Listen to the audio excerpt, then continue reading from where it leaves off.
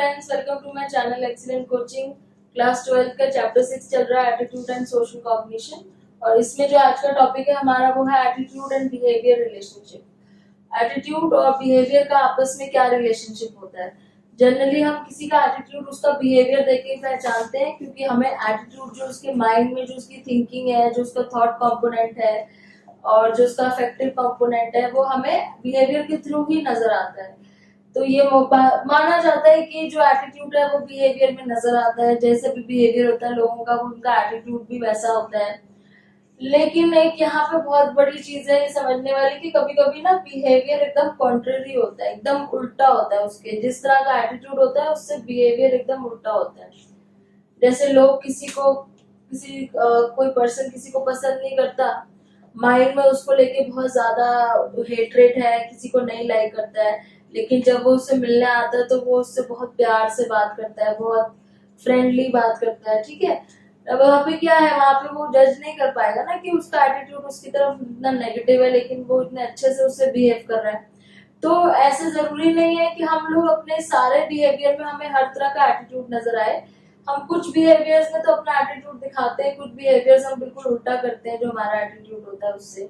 ठीक है, अब consistency between attitude and behaviour कब होता है, जैसे कि जो हम सोच रहे हैं वही बिहेवियर हमारा नजर आ रहा है, ऐसा कब होता है।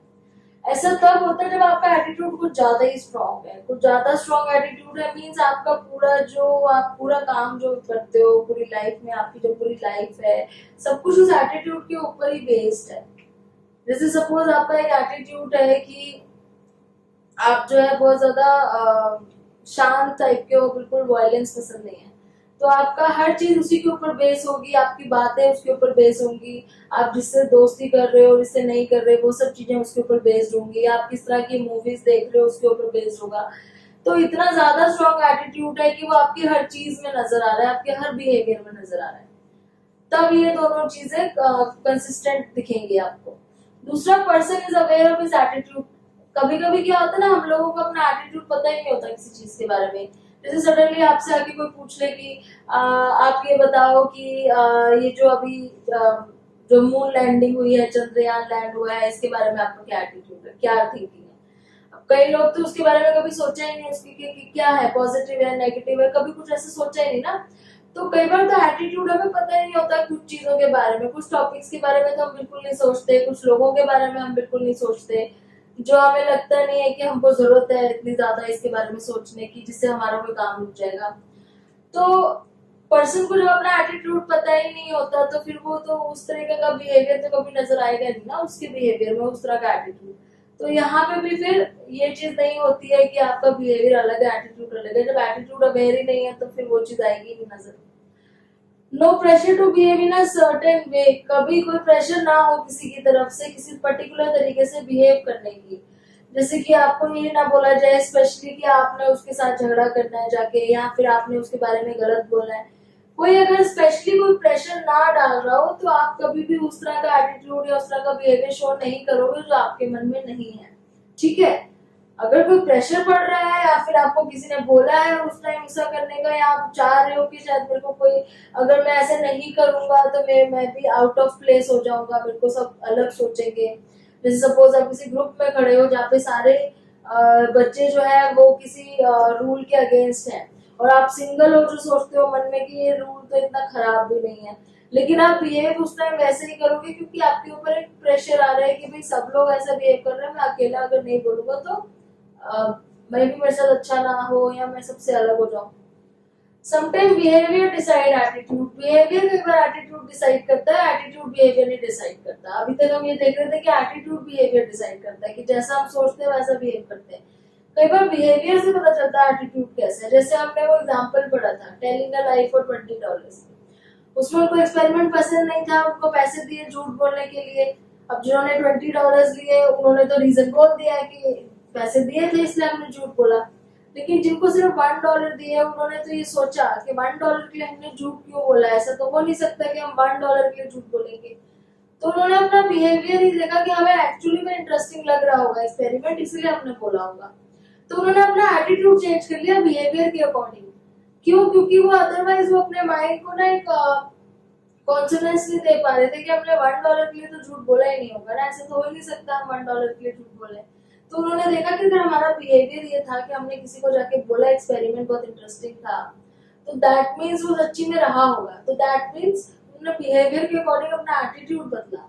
ठीक है, तो कई बार बहुत बार ऐसा होता है कि हम एटीट्यूड के बारे में नहीं सोचते, हम पहले बिहेव करते हैं उसके अकॉर्डिंग हम अपना, कई बार जैसे आपको लगता है कि आप लोग स्टेज पे जाके अच्छा परफॉर्म नहीं करोगे, आप स्टेज पे जाते हो बहुत अच्छा परफॉर्म कर जाते हो, आपने सोचा भी नहीं होता, फिर क्या होता है आपका एटीट्यूड ये हो जाता है कि नहीं मैं तो बहुत अच्छा परफॉर्मर हूँ, मैं तो कुछ और सोच रहा था, आपके बिहेवियर की वजह से आपका एटीट्यूड चेंज हो जाता है। ठीक है, कॉन्फिडेंस आ जाता है, ऐसे बहुत सारी चीजें हैं।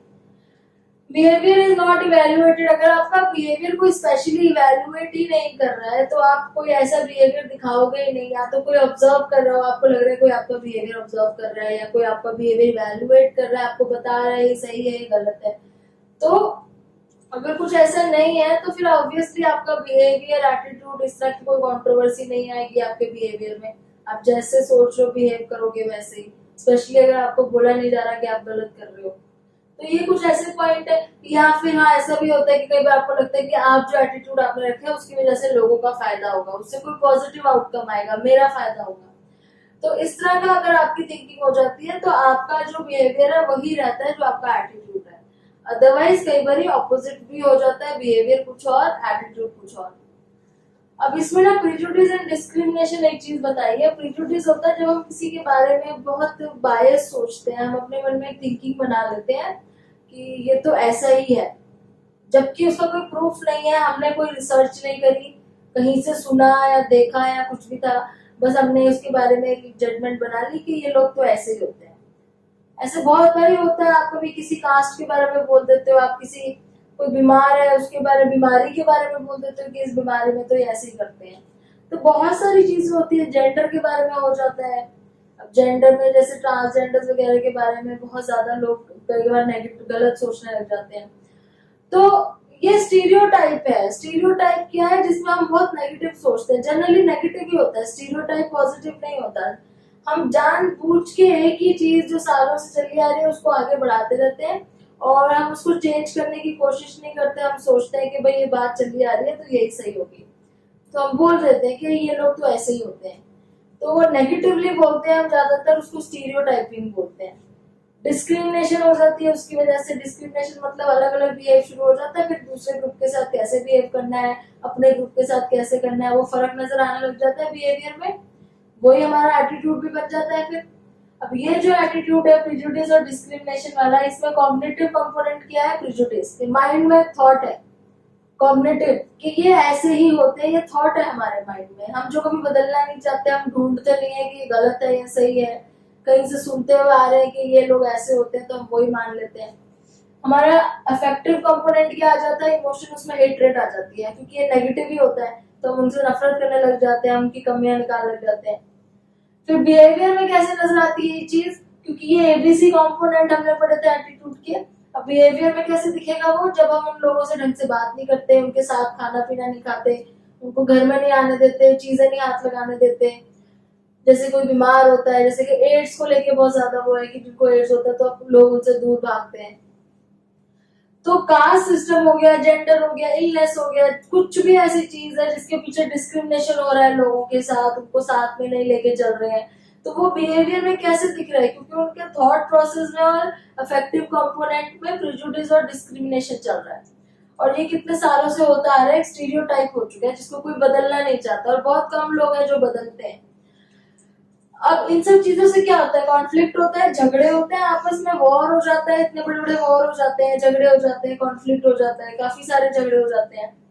फिर can be curbed by law. Behaviour component ऐसा है जिसको लॉ के थ्रू आप दबा सकते हो, जैसे कोई झगड़ा हो रहा है, पुलिस को बुला लिया, अब झगड़ा बंद हो गया, क्रिमिनल्स को जेल में डाल दिया। लेकिन क्या आप अफेक्टिव कंपोनेंट को रोक सकते हो? नहीं रोक सकते। जो माइंड में जो चीज है, कॉग्निशन में जो चीज है, आप वो नहीं खत्म कर सकते। सिर्फ आप बिहेवियर कंट्रोल कर सकते हो, लेकिन ये दो चीजें आप नहीं मिटा सकते, उसके लिए एटीट्यूड चेंज करना पड़ेगा बहुत ज्यादा, ठीक है ना। तो यही अब सोर्सेज क्या होते हैं इन सब चीजों की? ये प्रिजुडिस आता कहाँ से है? ये स्टीरियोटाइपिंग हमारे माइंड में आती कहाँ से? क्या सोर्सेज होता है? एक तो हमने जो पढ़ा था कि हमें लर्निंग होती है, एटीट्यूड लर्न करते हैं, हम कैसे करते हैं, हमने ये सारे टॉपिक डिस्कस किए थे कुछ से पहले वीडियो में, कि हम एसोसिएशन के थ्रू लर्न कर जाते हैं। जैसे हमें कोई पसंद है तो वो जो सोचता है हमें वो चीज भी अच्छी लगती है, तो एसोसिएट कर लेते हैं कि अगर ये पर्सन अच्छा है तो इसकी सोच भी अच्छी होगी। ठीक है।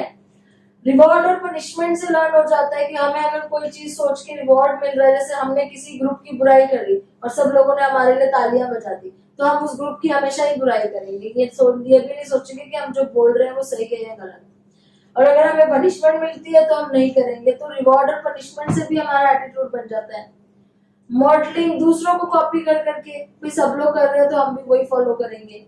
कल्चरल नॉर्म होते हैं, सोसाइटी के, फैमिली के नॉर्म्स होते हैं कि सब लोग वो मानते हैं हमारे कल्चर में ऐसा होना चाहिए तो हम भी मानेंगे। एक्सपोजर टू इन्फॉर्मेशन, इन्फॉर्मेशन कई बार एक्सपोजर तो हो जाती है जो कि गलत भी होती है कई बार, हमेशा नहीं है कि हमेशा आपको राइट इन्फॉर्मेशन मिलेगी, इन्फॉर्मेशन गलत भी होती है कई बार। मीडिया के थ्रू, मीडिया बहुत ज्यादा उसको दिखाता है, बहुत बड़ा करके दिखाता है। जैसे कहीं छोटा मोटा भी अगर किसी का आपस में झगड़ा हो गया तो मीडिया में उसको कास्ट के झगड़े में चेंज कर देते हैं, जेंडर के झगड़े में चेंज कर देते हैं, बहुत बड़ा चढ़ा के दिखा देते हैं। फिर वो फीलिंग आने लग जाती सब में कि भाई आपस में ये लोगों बनती नहीं है, दैट मीन्स इस कास्ट की और उस कास्ट की नहीं बनती होगी। मीडिया में बड़ा चढ़ा के दिखाते हैं छोटी बातें। और या फिर पर्सनल एक्सपीरियंस कई बार बहुत खराब हो जाता है, किसी एक के साथ हो जाता है लेकिन हम पूरी कम्युनिटी को या पूरी कंट्री को, मतलब हम उसको हर चीज के अंदर ऊपर ब्लेम डाल देते हैं। तो ये स्टीरियोटाइपिंग कई बार लर्निंग से होती है, इन सब चीजों से। फिर क्या है, इन ग्रुप बायस होता है। इन ग्रुप बायस मतलब अपने ग्रुप को बहुत अच्छा मानना, दूसरे को खराब मानना, कि आपकी पोजीशन एक तो बहुत अच्छी है सोसाइटी में और आप अपने ग्रुप की बहुत तारीफ करते हो, अपनी पार्टी की बहुत तारीफ करते हो, अपने ग्रुप के ऊपर आपको बहुत ट्रस्ट है, लेकिन दूसरे का ग्रुप आपको बहुत खराब लगता है। तो ग्रुप का मतलब यहाँ पे कास्ट, जेंडर, बीमारी कुछ भी हो सकता है, कंट्री। ग्रुप मतलब सिर्फ ये नहीं है कुछ लोगों का ग्रुप है। ग्रुप मतलब एक चीज आपको अच्छी लग रही है, दूसरी चीज आपको खराब लग रही है। स्केप वोटिंग होता है। स्केप वोटिंग क्या होता है, जिसमें जो मेजोरिटी होती है वो हमेशा माइनॉरिटी को ही ब्लेम करती है। जो ज्यादा लोग होते हैं, जहाँ पे ज्यादा भीड़ होती है, जहाँ पे मेजोरिटी होती है, उनका ज्यादातर यही रहता है कि जो माइनॉरिटी है वो दब जाती है, और सारे प्रिजुडिस, डिस्क्रिमिनेशन माइनॉरिटी के साथ ही होता है क्योंकि नंबर कम होता है। तो बड़ी चीज में हमें ज्यादा स्ट्रेंथ नजर आती है, ज्यादा लोगों में कम स्ट्रेंथ नजर आती है। तो ज्यादा लोग जो है कम लोगों को दबा देते हैं। फिर है kernel of truth. Kernel of truth का मतलब ये है कि होल्डिंग स्टीरियोटाइप थिंकिंग। आप ये सोचते हो कि अगर हमारे एंसेस्टर्स, दादा परदादा, ये लोग ऐसी बात बोलते थे तो उसके बाद पेरेंट्स ने भी वही बोला, फिर आपने वही सुना, तो आपको लगता है कि इतने सालों से कोई बोल रहा है तो गलत तो होगा नहीं, थोड़ा बहुत तो सच होगा ही उसमें। मान लो कोई बहुत सालों से बोल रहा है कि भाई ये बीमारी जिसको होती है उससे दूर रहना चाहिए, बेशक साइंस में पढ़ लिया हमने कि कुछ नहीं होता उसको हाथ लगाने से, जो उसकी केयर करता है उसको कुछ नहीं होता, ऐसा कुछ भी नहीं है। लेकिन फिर भी अगर आपके घर में सालों से बोलते आ रहे हैं पुराने लोग कि ये सब इनसे दूर रहना चाहिए, इनके साथ खाना नहीं खाना, तो आप ना ये मानने लग जाते हो कि ये कुछ तो सच होगा, ये ऐसे तो बोल नहीं रहे होंगे। तो उसको बोलते हैं कर्नल ऑफ ट्रूथ, कि हम सुनते आते हैं बहुत सालों से, तो हम ये सोचते नहीं कुछ तो सब बोल रहे हैं तो कुछ ना कुछ सच है। तो वो होल्डिंग स्टीरियोटाइप थिंकिंग। और लास्ट में ये बहुत ज्यादा थोड़ा सा डिफरेंट सा रीजन है कि self fulfilling prophecy. Self fulfilling prophecy होता है कि जो लोग जिनके साथ डिस्क्रिमिनेशन हो रहा है ना, वो खुद ही ऐसे रहते हैं कि उनके साथ डिस्क्रिमिनेशन हो। जैसे अगर बोल दिया कि कोई ग्रुप डिपेंडेंट है किसी के ऊपर, हमने मान लो बोल दिया कि जो माइनॉरिटी ग्रुप है ये डिपेंडेंट है मेजोरिटी के ऊपर अपने कामों के लिए, तो वो ग्रुप जानबूझ के डिपेंडेंट ही रहता है ताकि उनका काम बनता रहे। तो वो जानबूझ के अपने आप को माइनॉरिटी ही रखेंगे, वो जानबूझ के दिखाएंगे कि हम आपके ऊपर डिपेंडेंट है। तो जब कोई ऐसा करे तो मतलब कि वो अपना जो टारगेट ग्रुप है ना, वो खुद ही अपने आप को सेल्फ रिस्पॉन्सिबली अपने आप को वैसा दिखा रहा है कि उसके साथ डिस्क्रिमिनेशन हो, मे बी शायद उससे उसका काम बन जाता है या फिर उसको जो भी है रीजन, तो उसको बोलते हैं सेल्फ फुलफिलिंग प्रोफेसी। जिससे जो एटीट्यूड है ना लोगों का फिर वैसा ही बना रहता है, वो चेंज करने की कोशिश ही नहीं करते अपनी तरफ एटीट्यूड, जो माइनॉरिटी ग्रुप्स होते हैं। तो ये आपके सोर्सेज हो गए प्रेजुडिस के, और इसके आगे नेक्स्ट वीडियो में बात करेंगे। Thanks for watching.